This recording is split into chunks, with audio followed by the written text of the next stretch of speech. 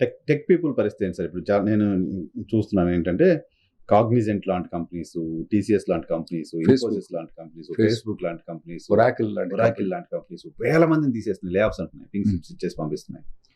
ఒకటండి, ఐటీ వాళ్ళు మస్తు లావ్ అయిపోయి ఏం పని చేయకుండా తయారైపోయారు. కంట్రోల్ స్టేట్మెంట్ ఇస్తాను చాలా మంది మీ పైన. కంట్రోల్ స్టేట్మెంట్ ఒకటేందంటే మీకు specially hiring between 2001 and 2003 IT వాళ్ళని ఎట్లా హైర్ చేసిన అంటే 2001 నుంచి 2003 మధ్యలో ఎట్లా హైర్ చేసిన అంటే మీ శాలరీ ఎంత మీరు చెప్పింది అనుకోండి, అక్కడ శాలరీ ₹1,00,00,000 ఏఆర్ శాలరీ అంటే వైఎన్ఆర్ గారు మీకు 2 కోట్లు అంతే, ఏం మాట్లాడలేదు, నో క్వశ్చన్స్ అంతే. మీ శాలరీ 1 కోటి 2 కోట్లు అంతే, అట్లా హైర్ చేసి. So they definitely need to slim down. ఈ పోరగాన్లు వాళ్ళు ఈ ఉంటారు కదా తల్లిదండ్రులు, వీడు పనికి రానోడు కదా ఆడ పడేసి వచ్చిన పోరగాన్లు ఆడ వచ్చినాయి, జాబ్లు వచ్చినాయి. వచ్చిన తర్వాత వాళ్ళు పోయిన తర్వాత వాళ్ళ పెర్ఫార్మెన్స్ రివ్యూ దీని కింద పెడతారు. వాళ్ళు పెట్టేసిన తర్వాత మనకి ఎప్పుడు కూడా ఇట్లా కాళ్ళ మీద ఇట్లా ఉండాలండి. ఇవాళ ఉంటుందా రేపు ఉండదా జాబ్ అని ఉండాలి. Should get ready for anything.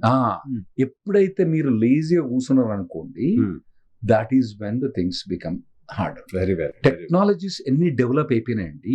ఇప్పుడు 4 ఏళ్ల కింద టెక్నాలజీస్, ఇప్పుడు టెక్నాలజీస్ కంప్లీట్ చేంజ్ అయిపోయినాయి. కాబట్టి వీళ్ళు టెక్నాలజీస్ మీద వాడు నన్ను జాబ్ తీసేసేది, నేనే పోతా. అరే నాయన, వాడు performance to be, I have so much confidence, I can work so much, I have so much, you have to have that thing. అట్లా వీళ్ళు కొద్దిగా లేజీ తయారైనారు కాబట్టి పోతున్నాయి. టెక్నాలజీ బాగా ఇప్పుడు మనం చెప్పిన ఏ టెక్నాలజీ కానివ్వండి, ఏ టెక్నాలజీ కానీ, వెనుక టెక్నాలజీ ఉంది. నేను ప్రోగ్రామ్ చేస్తున్నా, ఎప్పటి నుంచో ప్రోగ్రామ్ చేస్తున్నా, అదే ప్రోగ్రామ్ చేస్తా అంటే నడవదు కదా, అప్డేట్ కావాల్సిందే. అబ్సల్యూట్లీ.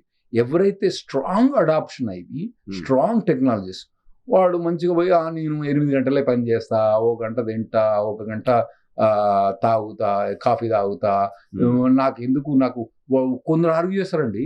వాళ్ళు ఏమైనా ఆర్గ్యూ చేస్తారంటే, నేను ఇంటి నుంచి ఆఫీస్ పోయే టైము, ఆఫీస్ నుంచి వచ్చే టైం కూడా వానికి కావాలన్నట. మీకు ఇంకోటి గూగుల్ అయితే వాడు ఏం చెప్తాడంటే, మీరు ఇంటి నుంచి వేసుకున్న బట్టలు కూడా వాడు ఇస్త్రీ చేసాడు, మసాజ్ టేబుల్ పెట్టిండు. ఇప్పటికి కూడా ఇండియాలో లంచ్ మొత్తం ప్రొవైడ్ చేస్తాను కంపెనీస్. ఏంటండి అది? Is it necessary? వాళ్ళకి ఆ రోజు అవసరం ఉంది కాబట్టి చేశారు. కానీ నువ్వు దానికి అలవాటు పడ్డావు అనుకో, అలవాటు పడ్డావు. లంచ్ ఇప్పటికి ఈ రోజు ఇండియాలో చాలా కంపెనీస్ కూడా లంచ్ ప్రొవైడ్ చేస్తున్నాయి. అంటే క్యాంటీన్ పెట్టాలి, ఎందుకంటే లంచ్ ప్రొవైడ్ చేసి నువ్వు కొనుక్కుంటాను ఉండాలి. అంతేగాని వాళ్ళు లంచ్ ఫ్రీ ఇచ్చేది ఏంటండి? ఇప్పటికి కూడా చాలా మంది, సరే అంటే మన ఇండియాలో రూల్ ఉంది, అమ్మాయిలకు రాత్రిపూట డ్రైవ్, పొద్దుగాల పూట వచ్చినప్పుడు వాళ్ళు క్యాబ్లు ఎందుకు ఇవ్వాలి వాళ్ళకు? లీగల్ ప్రొవైడింగ్ నాకు తెలిసి, నాకు కరెక్ట్గా తెలియదు. ఇప్పుడు 10 గంటలకు అమ్మాయి వస్తుంది, ఏది పొద్దుగాల అమ్మాయి వస్తుంది, వాళ్ళకు పర్టికులర్ టైం తర్వాత నైట్ తర్వాత ప్రొవైడ్ చేయాలి. సరే 10 గంటలకు ఇది రావచ్చు కదా, ఇప్పుడు కూడా క్యాబ్ ప్రొవైడ్ చేస్తాను companies. That is the duty లాగా అయిపోయింది సార్. అంతే, సాఫ్ట్వేర్ కంపెనీ అంటే క్యాబ్. అది మీరు అలవాటు పడరండి. చేసిన కంపెనీస్ కూడా ఆ రోజు వాళ్ళకి అవసరం వచ్చింది. ఇప్పుడు అది కాదండి. ఇప్పుడు ఆ ఐటీ కంపెనీస్ కొన్ని చేసినాయి, మిగతా కంపెనీస్ చేసినాయా? ఎఫోర్డ్ చేయగలుగుతా మిగతా కంపెనీస్? చేయలేవు. మిగతా కంపెనీస్ నాలాంటి కంపెనీస్ ఉన్నాయి, చేయలేము. మేము చిన్న ఎంప్లాయీస్ మేము చేయలేము, మీలాంటి కంపెనీస్ చేయలేము. సరే రాత్రిపూట అంటే ఆడవాళ్ళని పంపాలంటే కంపల్సరీ, అది మంచిది. కానీ పొద్దుగాల 10 గంటలకు రావడానికి ఉంది, బస్సులు రండి మీరు. సో ఇవన్నీ మంచిగా అలవాటు అయిపోయి ఉన్నారు మన వాళ్ళు. కంఫర్ట్స్ లో ఉన్నారు. అదే అడగబోతున్నా, 10-15 ఏళ్ళుగా యుఎస్ లో ఉండి కంఫర్టబుల్ గా సాఫ్ట్వేర్ ఉద్యోగం చేసుకుంటూ, ఏదో ఇంకో 10 ఏళ్ల తర్వాత ఇంత ఇన్వెస్ట్మెంట్స్ ప్లాన్ చేసుకుంటూ ఉన్న వాళ్ళు సడన్ గా ఇప్పుడు ఉద్యోగం పోతే పరిస్థితి ఏంటి సార్? ఇది ఎట్లా అంటే, ఇప్పుడు మంచిగా అలవాటు అయి ఉన్నారు అనుకోండి, ఎప్పుడు కూడా అలవాటు కాకండి. సో ఎప్పుడు కూడా మీ జాబ్ పోతుందని అనుకోండి. ఇంకోటి ఏంటంటే, ఈ మధ్యలో అండి ఇండియన్స్ లా 20% లే ఆఫ్స్ అయినాయి, 25% లే ఆఫ్స్ అయినాయి ఇండియన్స్ యూఎస్ లో ఇన్ ద పాస్ట్ 1.5 years. మీరు ఎవరైనా అడిగిన 25% లే ఆఫ్స్ అయినాయి. 25% లే ఆఫ్ అయినాయి. నేను ప్రతి ఒక్కరు కూడా మేము ఫ్రీ కాన్ఫరెన్స్ కాల్ పెడతాం. చాలా మంది మీరు అడుగుతారు కదా ఎవరిని కాంటాక్ట్ చేయాలంటే, మా దగ్గర ఫ్రీ కాన్ఫరెన్స్ కాల్ ఉంది. ఎవరు కూడా మా దగ్గరకు వచ్చి ఫ్రీగా మా దగ్గరకు వచ్చి ప్రశ్న అడగొచ్చు. న్యూ కమర్స్ వెల్కమ్ చేస్తాం.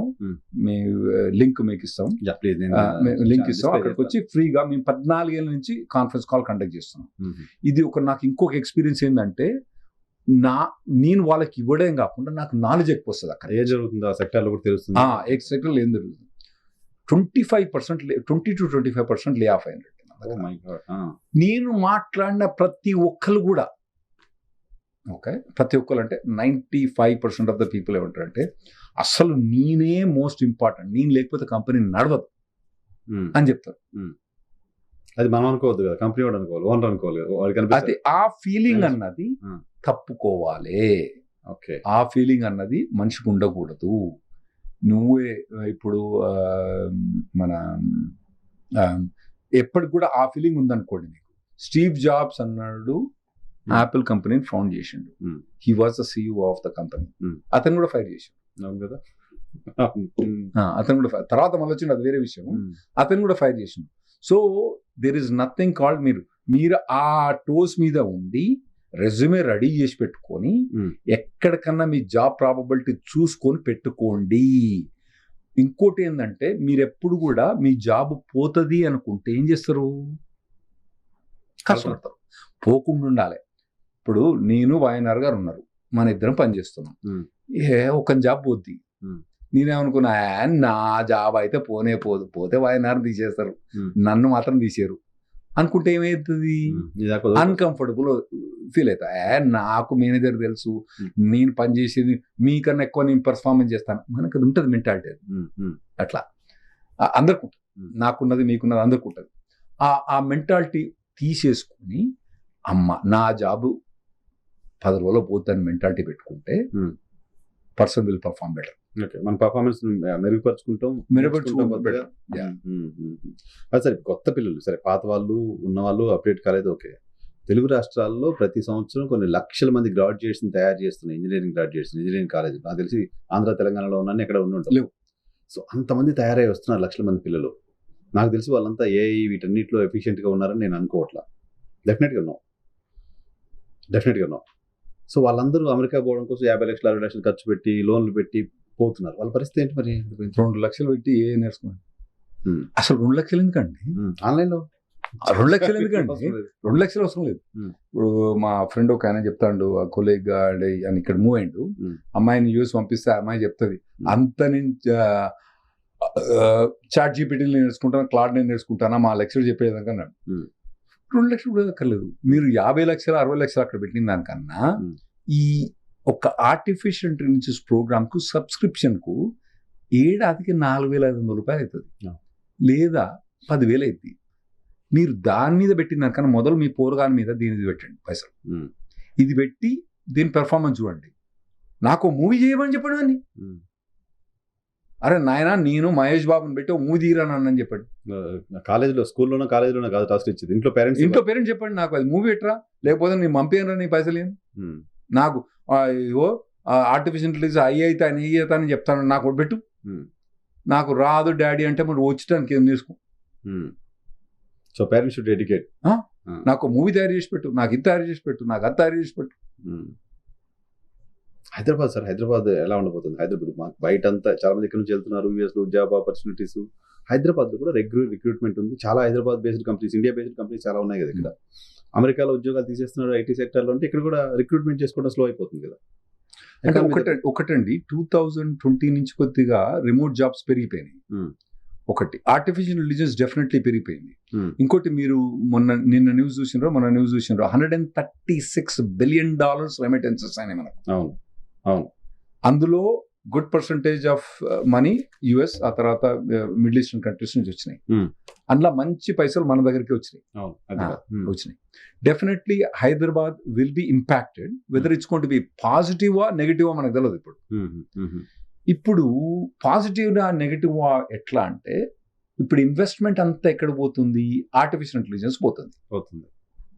ఇంతకుముందు మీరు చెప్పినట్టు మన పోరాడు కనుక సినిమా తీసి పెట్టిండు అనుకోండి, ఏది నాకు సినిమా కావాలి, నాకు ఎటువంటి సినిమా కావాలంటే ఆ సినిమా కావాలి, నాకు ఎవరు పెట్టాలి, గబ్బర్ సింగ్ హీరో పెట్టి చెప్పి వీడు ఆ టెక్నాలజీ డెవలప్ చేసుకొని వీడు యూజువల్ పెట్టిండు అనుకోండి, ఇది నాదని పెట్టిండు అనుకోండి, నేను ఎంప్లాయర్ ఉన్న ఆర్టిఫిషియల్ ఇంటెలిజెన్స్ లా వాడు తీసుకొచ్చి చూపెట్టిండు, నాకు సినిమా చూపెట్టిండు, వాడిని హైర్ చేస్తానా ఇంకొన్ని హైర్ చేస్తాను. ఆబ్వియస్లీ అంతే కదా. సో ఇప్పుడు నేను ఆర్టిఫిషియల్ ఇంటెలిజెన్స్ కానివ్వండి, తర్వాత రోబోటిక్స్ ఇంజనీరింగ్ కానివ్వండి, ఇవి డెవలపింగ్ టెక్నాలజీస్.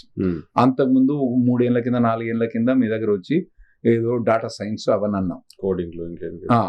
సో ఇప్పుడు ఇవన్నీ ఈ టెక్నాలజీస్ మీద ఇంప్రూవ్ అయ్యి మీరు వీడియో పెట్టండి, నేను ఇది పెడతాను, లేదంటే మీరు వీడియో పెడితే వేరే ఇంకోటి కాపీ కొట్టినా కూడా మీరు వీడియో తీసుకొని వాళ్ళని చూపెట్టండి, ఇది నేను డెవలప్ చేసిన. వాడు ఆడుతాడు ఎట్లా డెవలప్ చేసినావు అంటే వాడు మొత్తం చూపెడతాడు. డెఫినెట్లీ ఏవైతే టెక్నాలజీస్ అయితే ఇంప్రూవ్ అవుతున్నాయో వాటి మీద మన పోరగాళ్ళు ఫోకస్ చేయాలి, దాని మీద మనోళ్ళు ఎక్కువ ఎంఫసిస్ చేయాలి, దాని మీద మనోళ్ళు వాళ్ళకి ఫండింగ్ ఉంది. ఇంకోటి ఒక 2 years బ్యాక్, ఇప్పుడు కూడా సిచ్యువేషన్ అట్లే ఉంది. మీరు కనుక ఆర్టిఫిషియల్ ఇంటెలిజెన్స్ లో నేను కొద్దిగా ఏదైనా పని చేసినా అని చెప్పినా కూడా దాన్ని కొద్దిగా వాళ్ళ పెర్ఫార్మెన్స్ కనుక చూస్తే ఇప్పుడు కూడా, అంటే 2 years బ్యాక్ అయితే బ్లైండ్లీ తీసుకునేది, ఇప్పుడు టెస్ట్ చేసి తీసుకుంటారు.